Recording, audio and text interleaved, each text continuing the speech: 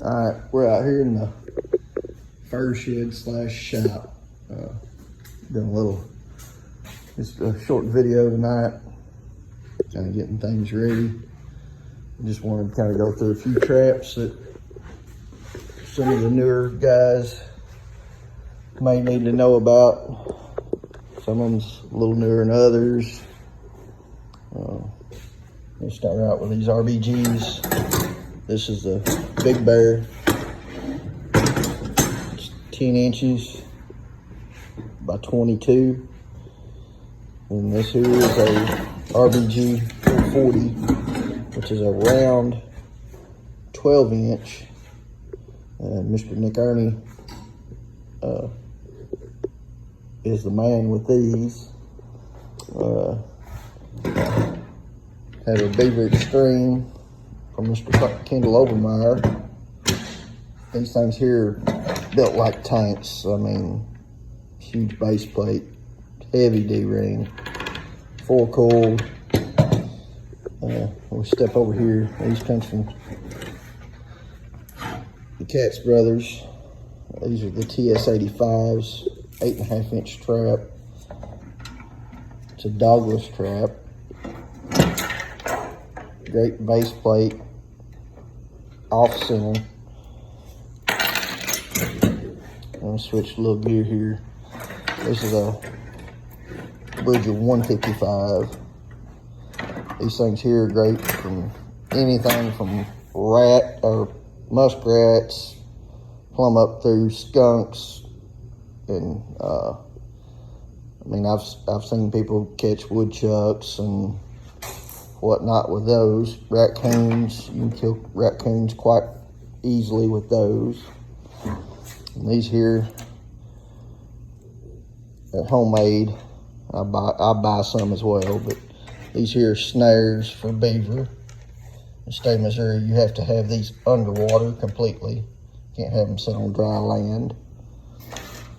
And the 155 also, it's a 5x5 trap, and that's the biggest trap you're allowed in the state of Missouri on dry ground. Here's a 110. Let's see. Looks like a Bridger. It's a 4.5 inch trap. One spring. Here's a Duke 330. It's a 10 by 10 trap. Let's see here. What else can we show? Finally got things set up. Got my scale rigged in from the roof. And got my hoist, my somewhat skinning machine here. I got the freezers and all set up. Kind of got a little bit of a start on. Still a mess, but getting things set up a little closer to time here. You know, just go over some fur hangers and clean them up a little bit. Building a kind of a fur rack for drying. We built this beaver boarding table where you can double side your beaver boards. Got one of these. I believe that's that one there. We still got to do the rest of them. Got one cut. I'm gonna cut 2 more there. You know, build all what you can build on your own. I mean, it's good to, you know, buy from other guys, but you know, a lot of this stuff, these H stands, you know, there's variances. Most of them that I got, I've built, except for some of my smaller ones. You know, your deep water doubles, you know, for 330s. Let's see here. That there is my big bender for my flat bar, my heavier duty flat bars and such stuff as that. You know, and then go over here. These here T-bar steaks. A buddy of mine builds some of these. And I kind of looked at his, made my own variants of them. They're 36 inches long. Got a 1-inch Schedule 40 pipe welded to the top of it. You push these in the ground when you're using your grounding rods.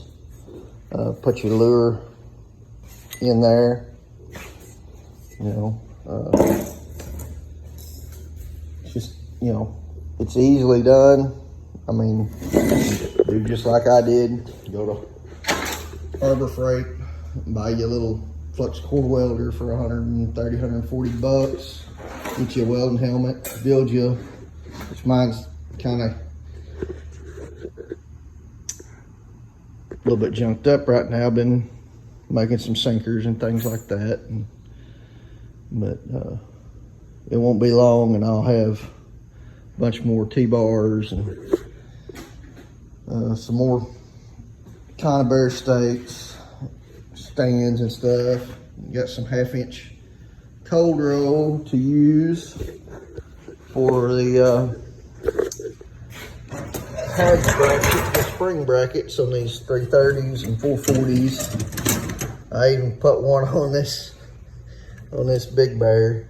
I don't know that it's gonna hold it or not, but it'd be, I ain't set it and I got the spring set, but I haven't put it in the water yet to try it out. I built all my own. Let's see if I can find one. This one here got bent up last year, so I'll have to redo it. Here's I build them slides, the locks, which you can put just weld a washer on. Instead of having this, you can weld a washer on there. And let's see if I can find the other end right here. Right here, just, you know, I think that's probably a 5/8 nut, 3/4, something to that effect. And just weld a nut, drill a hole, weld a nut, put the bolt through it.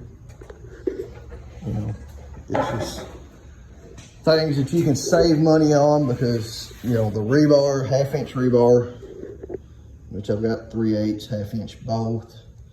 I keep stuff like this laying around. I've got a trailer load of stuff out there that I bought cheap. You know, you can pick up a piece of 1/2-inch rebar and that'll make you 2 grounders. You know, a 20-foot stick will make you 2 10-foot grounders. You've got $13 tied up in 2 of them. You don't have to pay shipping. You can use like a 1.5 by 3-inch angle iron for your lock.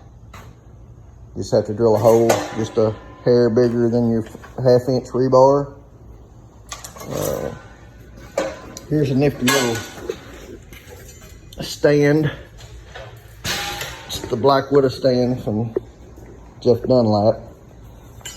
You can use it on your TS-85s, the bigger beaver traps. And, you know, it just helps with you put it in your banks, you know, if you got a shear drop off or something, you can put it in there. I don't remember how to do this. It's been a while since I messed with it, but you can set it in there. Put this end into the bank, and then you've got a pretty solid trap bed, you know. So it works good for that kind of thing. You know, as a trapper, I've been in it for a while. You know, you find a deal on 1/8 inch or 3/32, 7x7, you kind of jump on it, you know. You'll